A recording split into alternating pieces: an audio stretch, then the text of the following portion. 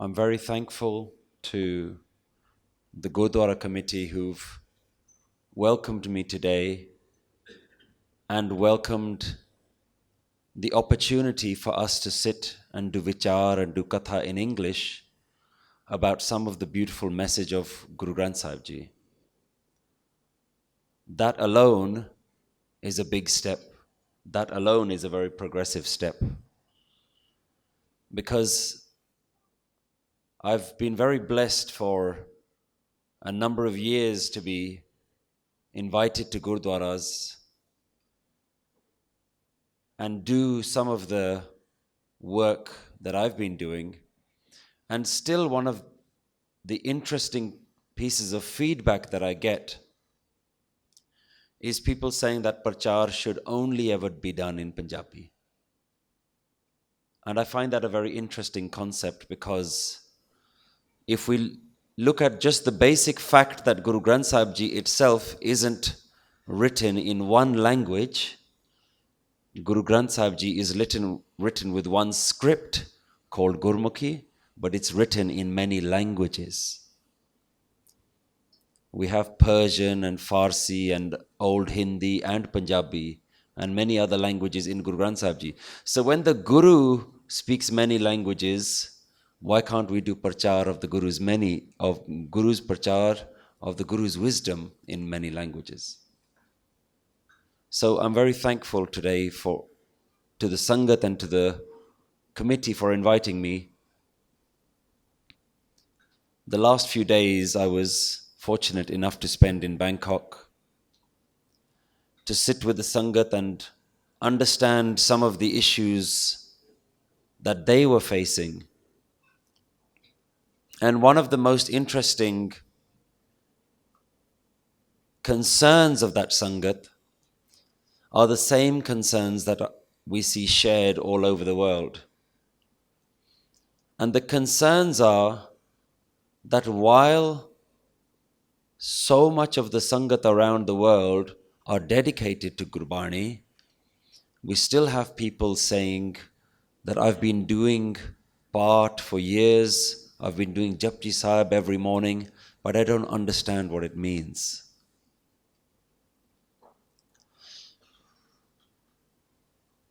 What is the very basis of the Sikh religion? Most people think that the Sikh religion is talking about God. But very rarely do we get the opportunity to ask the question, well, what is God? When we think about the word God, what is the image that comes in your mind? What does God look like to you? Most of the time, whether we admit it or not, the image of God that comes in our minds is of some sort of father figure, a masculine being, maybe with a white beard, sitting in the clouds. Is this the God that Guru Nanak Dev Ji is talking about? We talk about be a Sikh, dedicate your life to God, praise God, do ardas to God. You can come and ask God for any problems and God will help you. But now we're finding that the younger generation are very soon coming to the realization that they just don't know what this God is. I've now seen children as young as 13-year-old say that they are atheist. Sikh children who say that they don't believe in God. And what is shocking about that is that by the age of 13, they've already decided that everything that we've been told about God is a lie. It doesn't exist. The only thing that exists is the real world that our friends are living in. And what's so scary for a parent like myself of young children is you actually don't have much time We don't have much time to educate them about what Gurmat is talking about before they get educated from the outside world.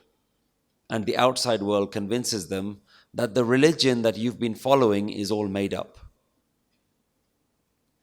that everything is just blind faith, everything is just belief. And in fact, we also use those words. How many people would agree that the Sikh religion believes in one God? Even if you look up the definition of the word Sikhism in a dictionary, it says Sikhism is a monotheistic religion that believes in one God. But I argue that Guru Nanak Dev Ji did not believe in God. Guru Nanak Dev Ji knew God. And there's a very big difference. And when we still just believe in God, but we don't practice what the Guru is saying to know God, then God always remains a concept. God always remains an idea. God always remains far away. And is this what the Guru wants for us? Did Guru Nanak Dev Ji come to the world to say, you all have your own ideas of what you believe God is, I have my own idea of what I believe God is? Are we just talking about ideas? Or do we like to think that Guru Nanak Dev Ji really knew what this God was? And if Guru Nanak Dev Ji knew what this God was, then surely he wanted us to know what this God was as well. So how do we take a concept like God and make it real? At what point do we know God? At what point do we feel God? At what point can we see God? The first is to understand, well, let us just examine what this God is. Is it the same God that the culture of the world is talking about? That old man with the white beard sitting in the clouds. Is that who we're talking about? When we look at Guru Granth Sahib Ji, it starts with a very clear definition of what God is. It starts with Ik Onkar.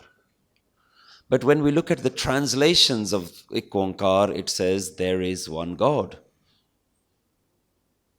But the translation there is one God doesn't even begin to describe what Guru Nanak Patsha meant by Ik. Let's not even go into Onkar. Let's just look at Ik. What is Ik? And I want to make it very clear why these concepts need to be studied, need to be understood. Because we have very fortunately got a world where today we can say proudly there are some 30 million Sikhs in the world. It's a big deal. It's a great achievement. 30 million Sikhs in the world. But do we define a Sikh by somebody who wears a kada? Do we define a Sikh by somebody who covers their hair, who grows their hair? The Sikh Raith Maryada tries to define a Sikh as someone who believes in the 10 Gurus and doesn't believe in any other religion. I would imagine that a Sikh is not somebody who just wears the kada and looks like a Sikh. A Sikh is somebody who thinks with the Guru's way of thinking. The whole world has a way of thinking, a mat, a soji, a wisdom. And that is the mat that they themselves come up with, or society's wisdom. But surely a Sikh is someone who, when they bow down to the Guru, they say, I don't want my way of thinking. I want to give up my way of thinking. I want the blessing of your way of thinking. So a Sikh is not defined by the external, a Sikh is defined by the internal. And if we're defining a Sikh by the ones who have the wisdom of the Guru, now can we say we have 30 million Sikhs in the world? Forget 30 million Sikhs in the world. Let us ask ourselves, am I myself a Sikh? Am I someone who looks the part, does all the Sikh things? I might even be an Amritari. I might even wake up early. I might even have all the right words to say. But have I allowed the Guru to transform my thinking? Has the Guru changed my eyes so that the eyes that I look at the world with are the Guru's eyes? Because if the Guru has transformed our thinking, then the Guru will transform our experience of life. So regardless of what you believe, we should ask, am I having an experience of life that is fundamentally different to the people who aren't exposed to the Guru's wisdom? Or is my life pretty much the same as everyone else? Do I go through the same emotional turmoil as everyone else? Let me ask a simpler question. Gurbani tells us to control our anger. Gurbani tells us to be detached from happiness and sadness. So when we wake up in the morning, can we honestly say, because of the Guru, I won't be feeling any sadness today. Because of the Guru, anger won't be attacking me today. Or, in reality, will we have to admit that I have no control over this anger? I have no control over my emotions. I am just in the same emotional roller coaster as everyone else in the world. I'm very fortunate that with the ability to do prachar in English and having put that prachar online, a lot of Sangat from around the world message me, contact me, share their ideas with me, share their problems with me. And I'd like to share one message that I recently received. I received a message from a young lady who said to me, I have a question about Sikhi and I have a question about God. She says, a very good friend of mine, an Amritari Gursikh, recently committed suicide. She said, why did that happen? Why did God let that happen?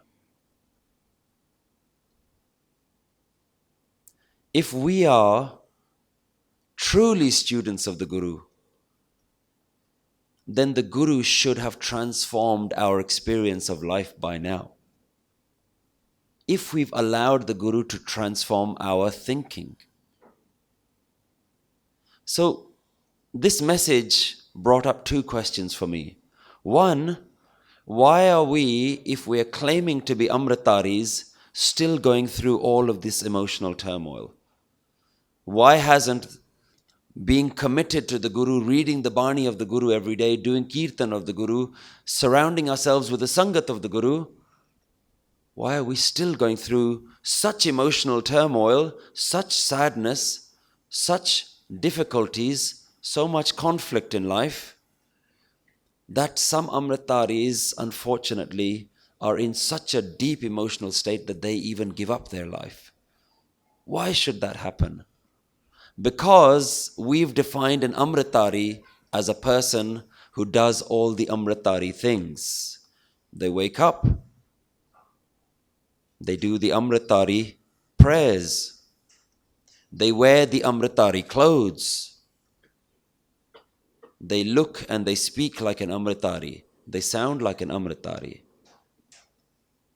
But the Amrit that the Guru blessed you with, that the Amrit that they drank, the Shabad that was poured into those beautiful, sweet tasting nectar, the Amrit that had the strength of the sword but the sweetness of honey, that which we drank only went into our body, didn't go into our minds, didn't go into our hearts. The Amrit is taken in. It should be taken in so that every cell in our body is replaced with Amrit. And every thought in our mind is replaced with Amrit.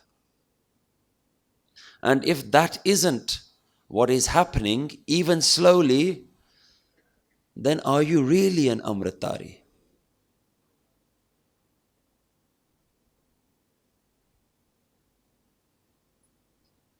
Are you really an Amritari?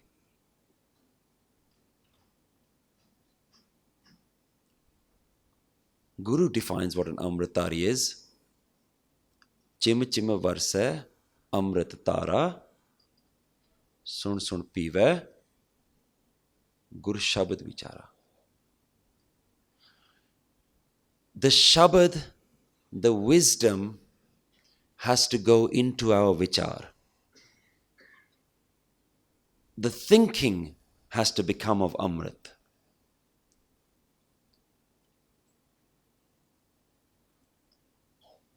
And how do we begin? Let us just start.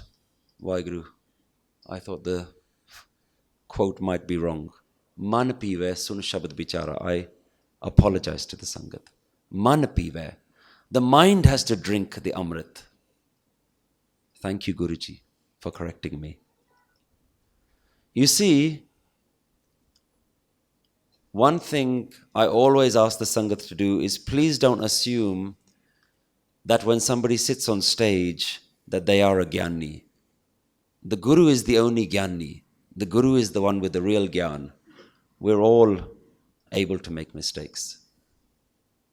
I even go as far as saying that no matter what you hear, at least from myself on stage, it is safer for you to assume that what I'm saying is wrong, because then you don't have any delusion that you need to follow this person. You think, let me check if the Guru is saying what I'm hearing today. The mind has to drink the Amrit.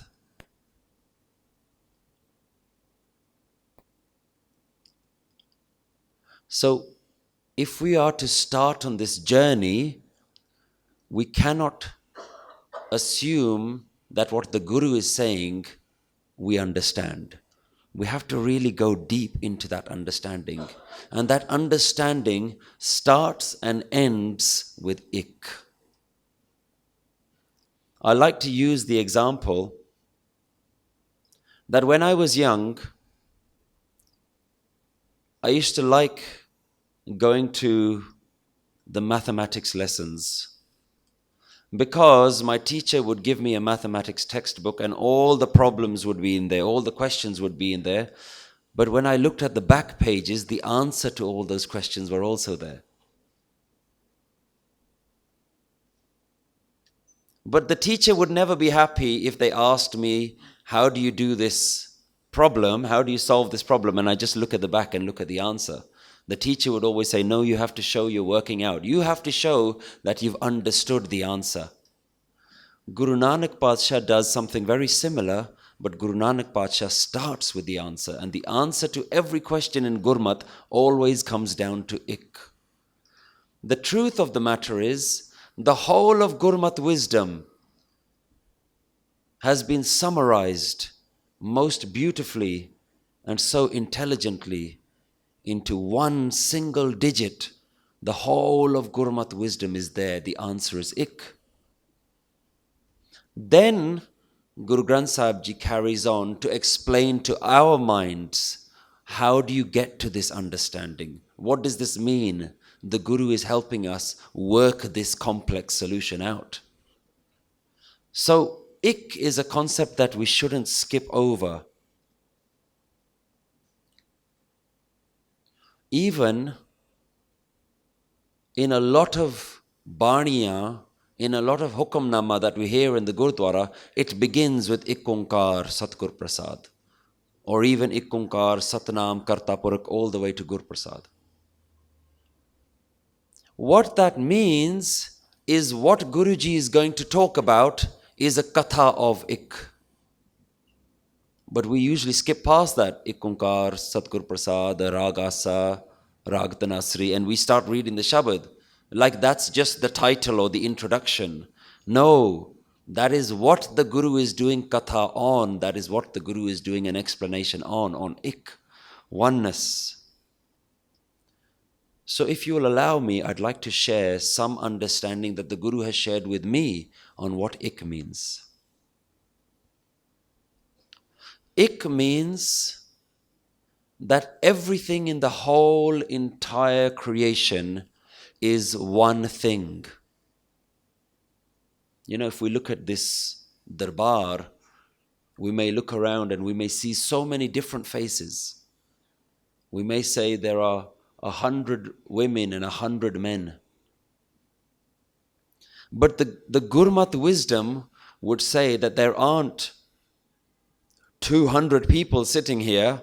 It would say that there is only ik here. And the ik has many different forms.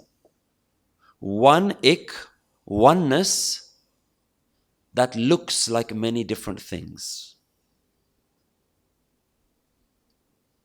That is for me how I've started to understand how I can start to think about ik on a day-to-day basis. Because I don't want Gurmat to be conceptual.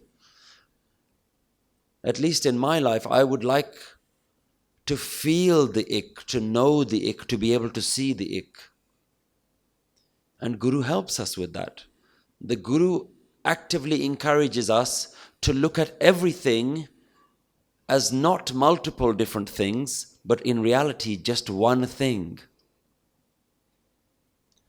So that means that the person sitting next to you is ik, is part of that ik. Let's call it God for now. The person sitting next to you is God. The person sitting in front of you is in God. The person sitting behind you is God. And the person sitting where you are sitting is also God. Everything is that oneness. And with this understanding, we start to realize that God is not Upparwala. How many times do you hear that phrase, Upparwala? We do ardas and we start looking to the sky. Why? Is God sitting in the clouds? Or is God everything all around us? It changes your thinking. Some of you might be uncomfortable with that thinking, saying, this is not the God that I've always been praying to. I'm praying to that God over there. My question to you is, are you willing to have your thinking changed? When you bow down to the Guru, you say, I'm willing to have my thinking changed. Not that I already know everything. I'm just here to confirm that what I know is accurate. Because sometimes, most of the time, whatever is being said, whatever is being taught, we don't actually listen to the Guru, we listen to the mind's interpretation of the Guru. And the mind says, yes, I know that already, I know that one already. That one sounds like it's probably not right. Let's reject that. Let's just agree with all the wisdom that we already know.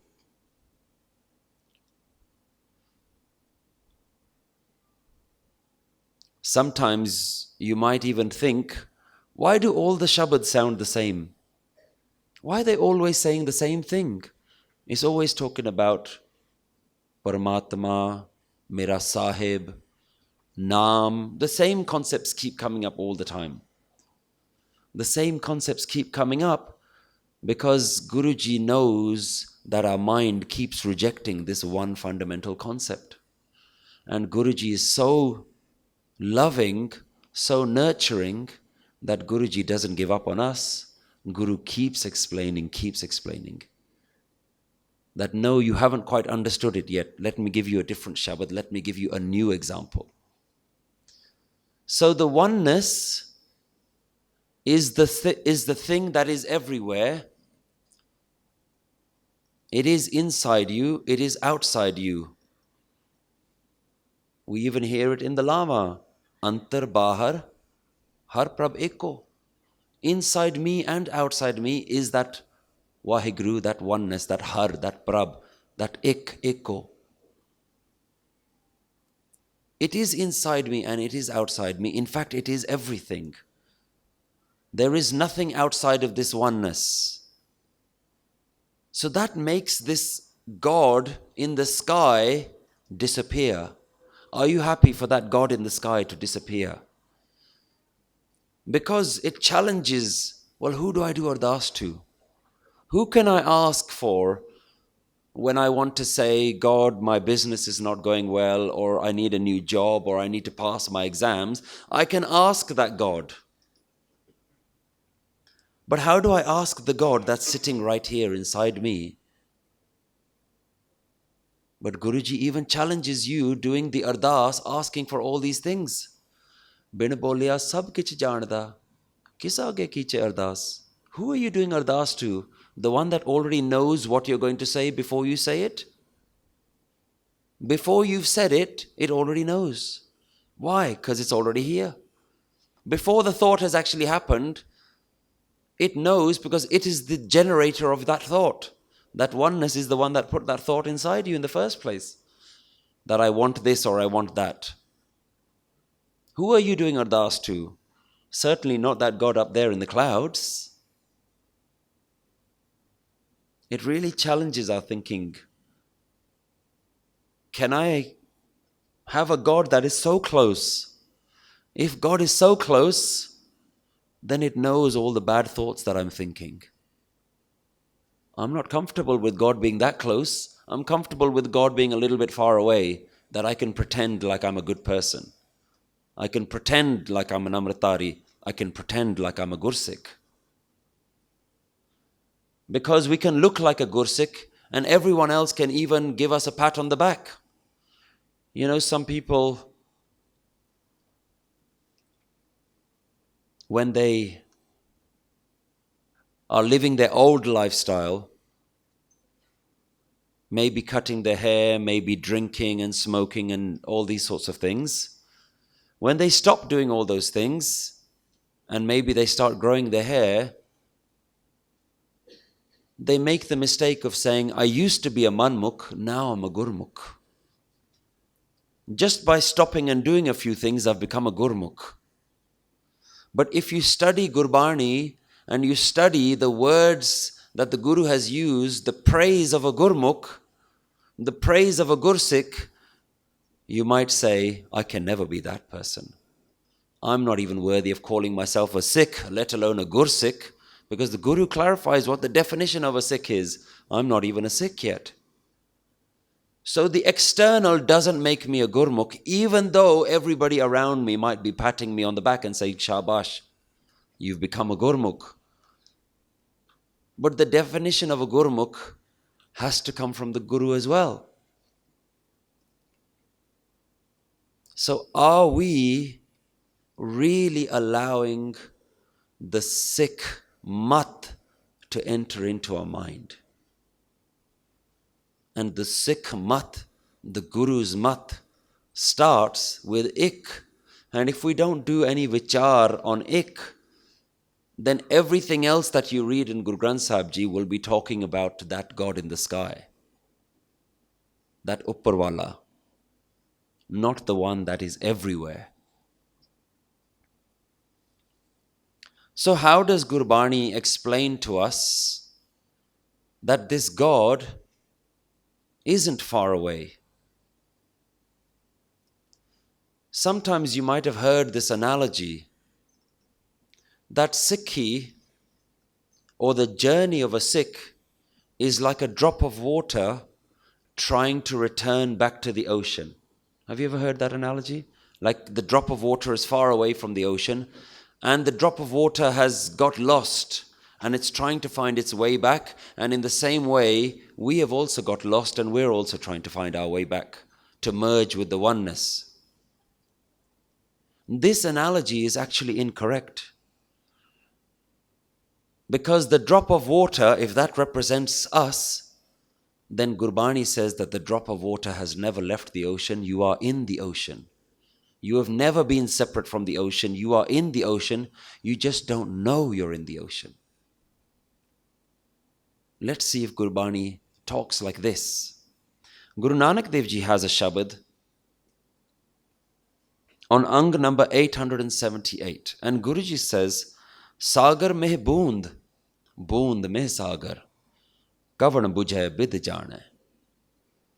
Within the ocean are the drops. The ocean has all the drops, and all the drops have the ocean inside them. Within you is the entire ocean of the oneness, and you are in the ocean of the oneness. So how can we say that the drop of water is separate from the ocean? How can it be? Guruji is not using that analogy. Guruji is saying that the ocean has the drop, and the drop has the ocean inside it. Guru Nanak Dev Ji explains this. In fact, all the Gurus explain this, all the Bhagats explain this. There's a beautiful shabad on Ang number 23 also by Guru Nanak Dev Ji. And Guruji says, Rang Rata Mera Sahib Rav Rahya Bharpur. My Sahib is everywhere and in everything, totally permeating and pervading in all. But if we don't understand that, Guruji has been so kind, Guruji further explains this. Ape machi machli, ape pani jal, ape jal manakana, ape andar lal. Guruji uses an analogy because with analogies, Guruji creates an image in our mind, and it's easy to understand images in our mind. Even when we're children, we understand through colors and drawings and images. So Guruji uses that psychology. And Guruji says, I want you to paint a picture in your mind. Imagine that there is a fisherman standing on a boat, and the fisherman has thrown a big net and is trying to catch the fish. Guruji says the Gurmat way of looking at that is that Waheguru, that oneness, is the fisherman, Waheguru is the fish, Waheguru is the water, Waheguru is the net, Waheguru is the weights of the net weighing it down, and Waheguru is the bait that is used to catch the fish. Everything is Waheguru. Have we ever gone out into nature? Sometimes you go out into nature and you look at a mountain and you look at lakes. But the thought that comes in our mind is, wow, Waheguru, these lakes and these trees and this nature that you've made is beautiful. Because for us, Waheguru is far away. And we say, Waheguru, thank you for making this. When do we ever say, wow, Waheguru, you are beautiful and I can see you in the mountain, I can see you in the river, I can see you in the birds, I can see you in the sky, I can see you in the clouds, I can see you in the water. I can see you in everyone, I can see you in me. Gurbani is using this kind of language, but because we've listened to these shabads and we say, yeah, that's talking about that Waheguru up in the clouds, our mind stops us from taking in the Guru's wisdom. We never listen to the actual words of the Guru, and this is not a blame. This is trying to understand how our minds work. I'm not blaming anyone. This is how my mind and your mind works. Our mind stops us from listening to the Guru. Our minds are interpreting the Guru and saying, I think that's what the Guru is saying. So you're not listening to the Guru's voice, you're listening to your inner voice. And your inner voice is misinterpreting. And at least if we know that, I don't even know how you begin to change that, but at least if you know that, you can be conscious of it and say, Can I actually hear what the Guru is saying? And can I change what my inner voice is saying? Am I willing to change my thinking, or am I just willing to be a Sikh who comes in and matha takes and does ardas to the Guru and says, Guruji, thank you for giving me these things, but here's my new shopping list. You know, like you go shopping and you maybe write a list of all the things that your family says you want. You need some milk, you need some bread. Do we come to the Guru with a new shopping list and says, Guru, I got all the things last week, here's my next list? You know what that sounds like? There's a story of a young Persian boy who gets locked in a cave, and in the cave he finds lots of treasures. And amongst those treasures he finds a lamp, and he rubs the lamp, and out comes a magic genie, and the genie says, your wish is my command, hukum karo. Whatever you say, I'll do it. Have we turned God into a genie who says, your wish is my command? You just say what you want, and the God of the whole of the universe says, okay, you asked very nicely, I'll give it to you.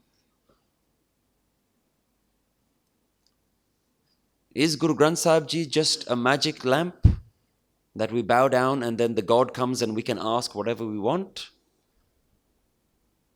What have we done to Waheguru? What have we done to this ik?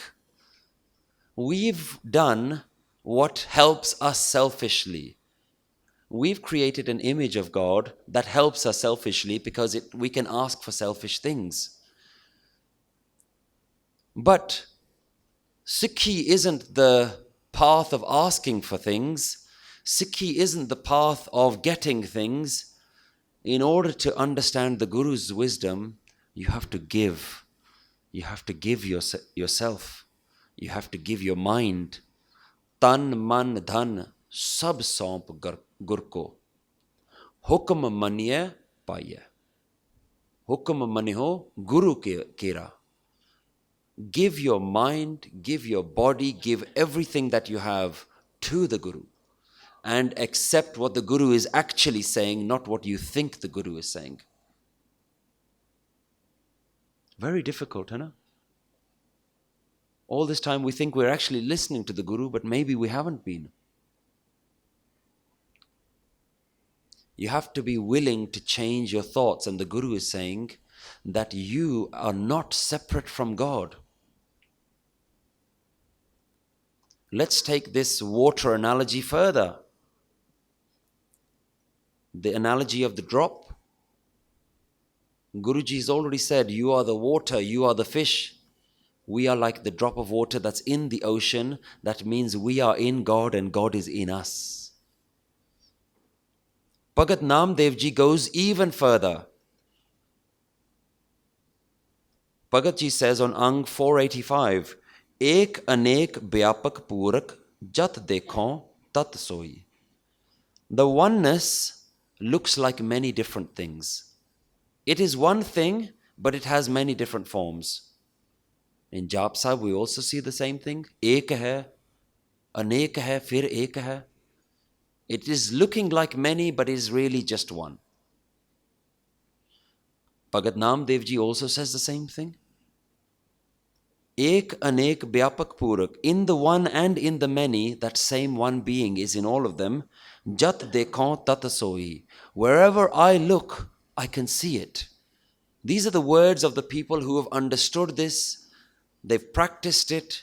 They've given up their thinking. They've lived it. They've been blessed with this new wisdom that they can look at the world and they say, I can see you, God.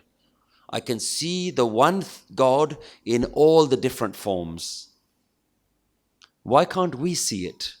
Bhagat Ji explains, Maya chitra bichitra bimohit birla bujhe koi. Because all of these things that we see, they all look different.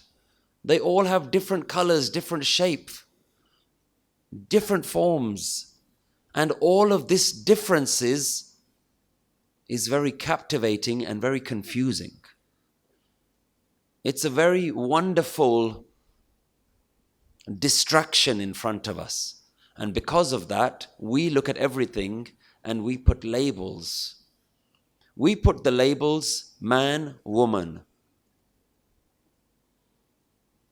old, young, friend, enemy. We do that, don't we? These are the people I like, those are the people I don't like. Why do we like someone? Because they make us feel good, because they say nice things about us, they increase our ego. Why do we not like someone? They say bad things to us, they hurt our ego. But the Guru is saying a different language. The Guru is saying, nobody is my enemy. Nirvair. I treat everyone the same. I see the oneness in all of them. Nako beri, nahi begana, sagal sang hamko bane aaye. No one is an enemy. No one is a stranger. I've made friends with everyone. Why? Because I don't see everyone. I see the oneness behind everyone. So Bhagat Ji is saying that this differences that we see confuses us. But then in the Rahao line, Bhagat Ji really clarifies. Sab Gobind hai, sab Gobind hai, Gobind bin nahi koi. Everything is God. Everything is God. There is nothing except God. This is from Gurbani. This is Gurmat. Why aren't we saying this is God, this is God, this is God, this is God, this is God? Me, myself, I myself am also God and you are also God. Why aren't we saying that? Why are we saying this is my friend and this is my enemy? This is a Sikh and this is a Hindu and this is a Muslim.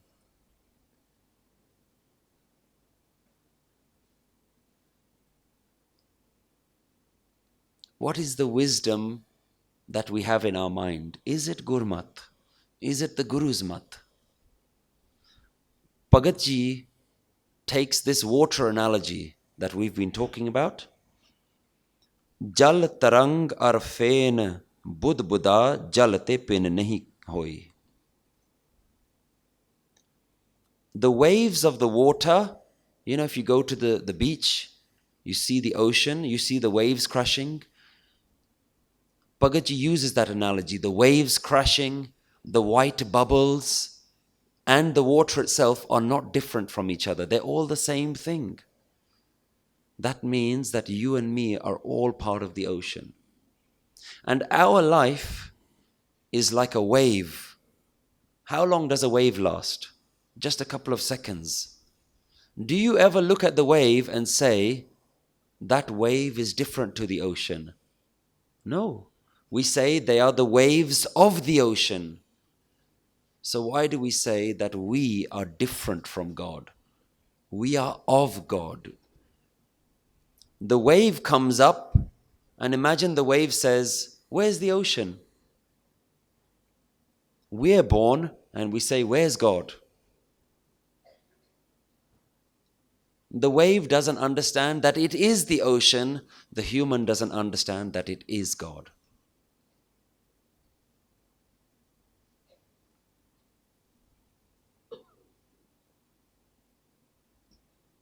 So many times again and again, Gurbani confirms this idea.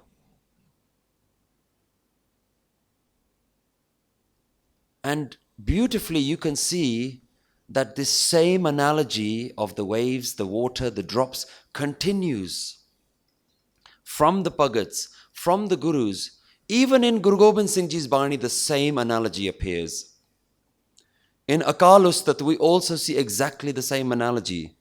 जैसे एक नद ते तरंग coat उपजत है, पान के तरंग सबे पान ही कहाएंगे. Like a river, nad, nadi. Like a river has kot tarang, many waves. The waves of water are still called water. We don't call the waves something different. So how many gurus and how many bhagats does it take until we actually bring that wisdom into our mind. And this is just an explanation today on the ik. We haven't even gone on to Onkar yet, let alone how to do Satnam, let alone Karta Purkh. How can we skip past such an important subject when the whole of Gurmat begins with ik? And we don't sit and we don't discuss, what is this ik? What are we bowing down to? What are we praying to? So we have to understand that you and me are part of this ik. That the God that we're praying to is right here, there, and everywhere.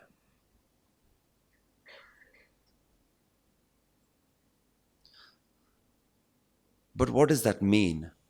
What do we do with this wisdom? How does it change our life? The point of bringing examples about friends and enemies is because those are real things that we go through, real experiences.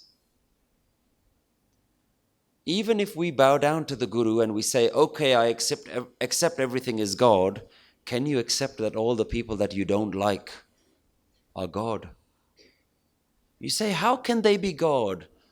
There's a reason why I don't like them, is because they did something horrible. What about all the bad people? Are all the bad people God as well? Sab Gobind hai, Gobind bin nahi koi.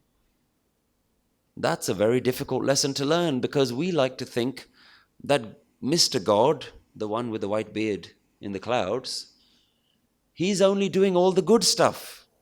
He only does all the nice things.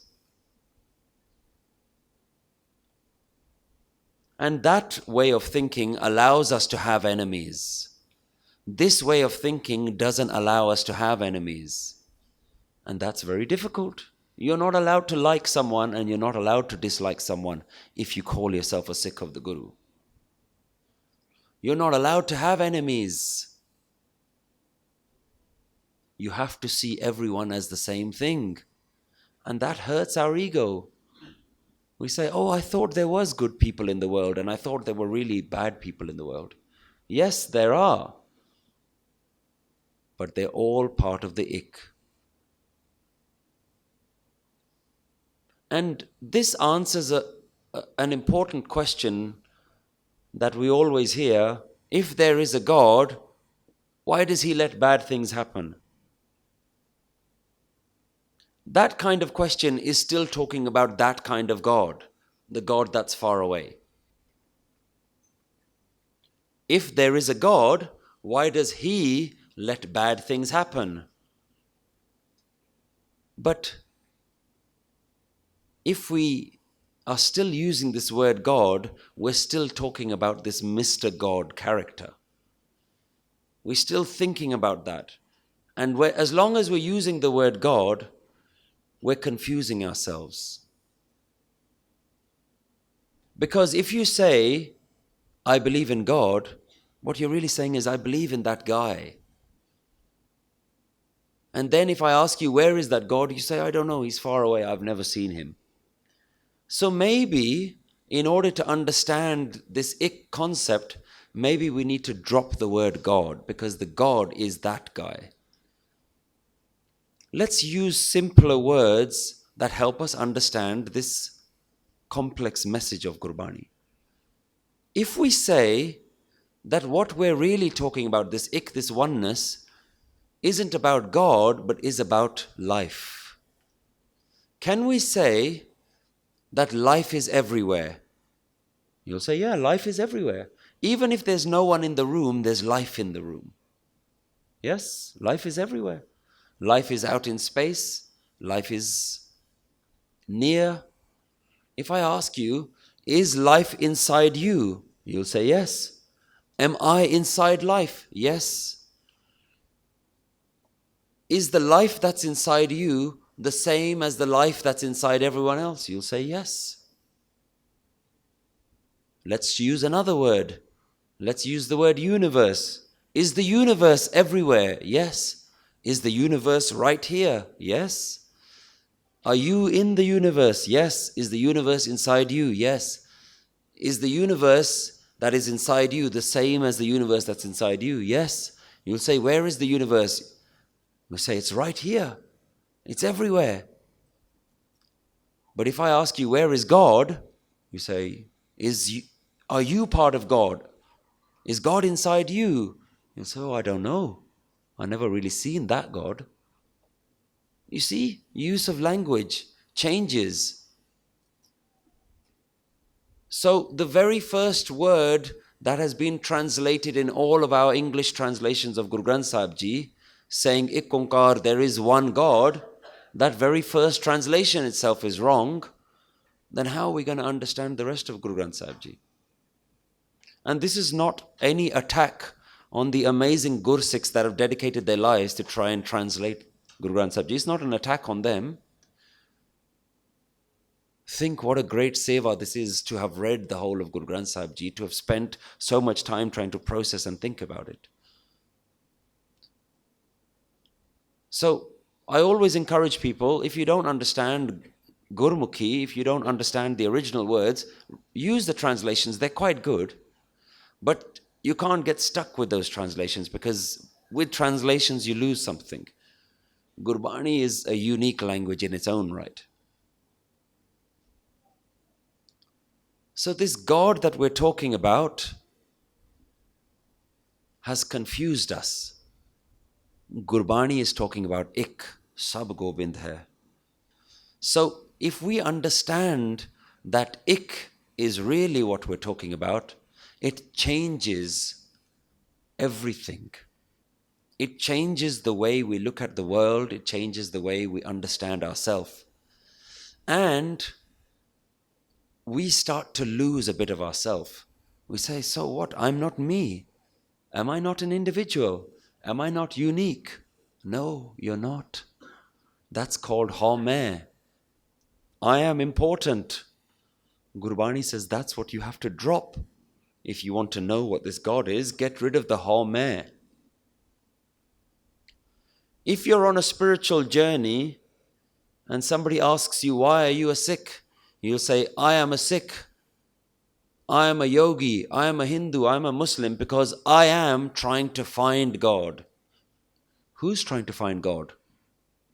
The Haumai is trying to find God?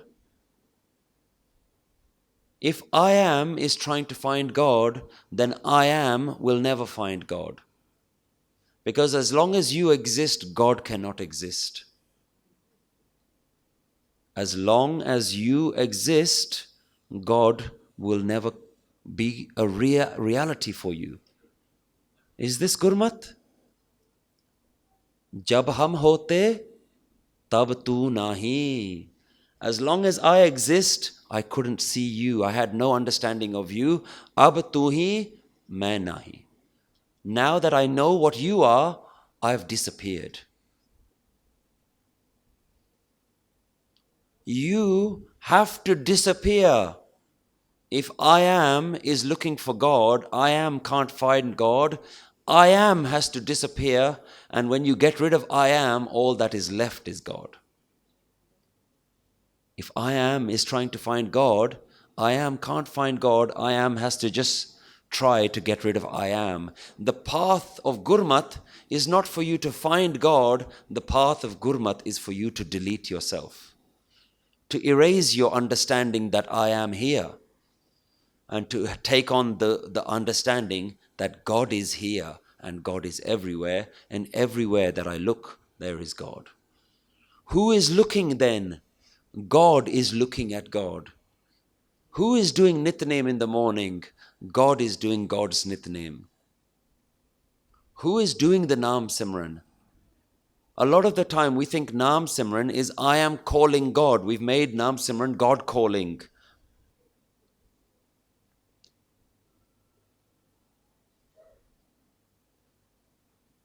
And with this understanding, we misinterpret Gurbani. Because Gurbani does have this Bairag sort of Bani, where it sounds like it's calling God. We have shabads like this, where it says, oh my God, come back to me. I haven't seen you for a long time.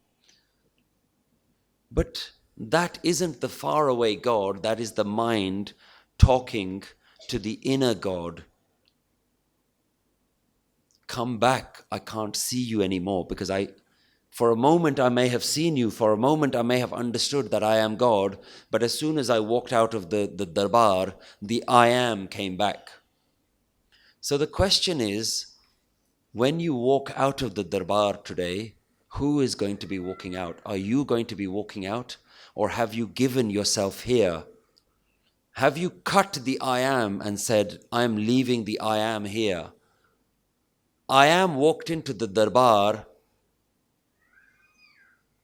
but ik is walking out of the darbar.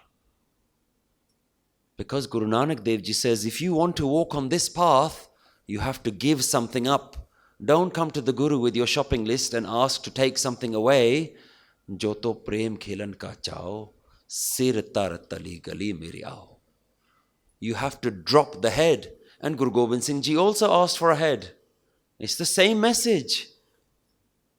Every moment that you bow down, drop the I am, leave the I am, drop it at the Guru's feet. Tan, man, dhan, sab saump Gur ko. Give it all to the Guru, so that the person who walks out of the darbar isn't the I am, the person who walks out of the darbar is ik. Ik, ik, ik, oneness everywhere. Then maybe the thought can exist in the brain that Gurmat is actually starting to filter in. Then maybe the person walking out of the darbar can say, I am a Sikh. Because the person who says, I am a Sikh, knows that I am not. I don't exist. That's why I know. I can say, that's why this mouth can say, I am a Sikh, because it isn't the Sikh. It isn't the individual. It isn't the ego that is talking. It is the wisdom of the Guru that is talking. Or will you walk out of the darbar today and will you look around and say, there's that person that I don't like? We have to take the wisdom of the Guru and actually understand, what can we do with it? And the Guru gives us very practical advice. Maybe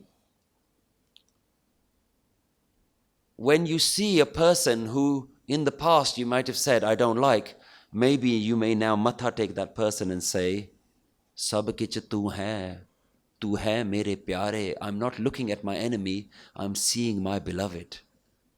What was Bhai Kanhaiya ji doing? You all know the story. He was healing the wounded, regardless of which side of the army they were in. And when they asked, why are you doing this? He says, I can only see you.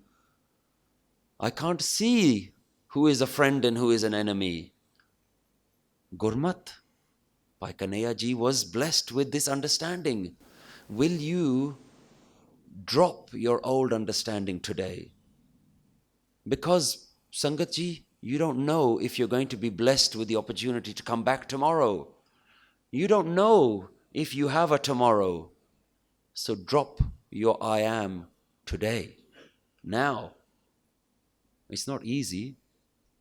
If you're going to have a shopping list for the Guru, if you're going to ask the Guru for one thing, maybe that's the thing you should ask for. That Guruji, take this homme away. Take my mind, take my selfishness, take my I am away, so that I am can disappear. Rather than asking Guruji to give you something, ask Guruji to take something.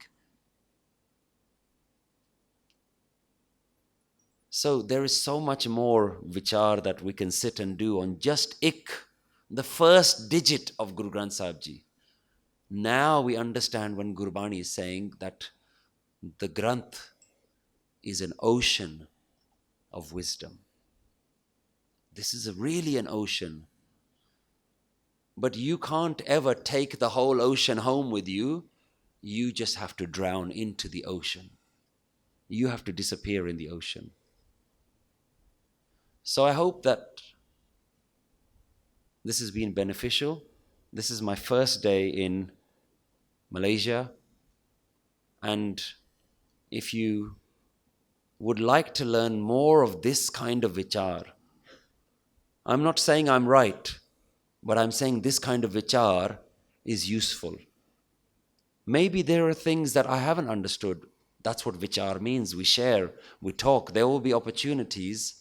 And the other talks that I will be doing over the next few days are advertised on the Nanak Naam Facebook page. Please go have a look.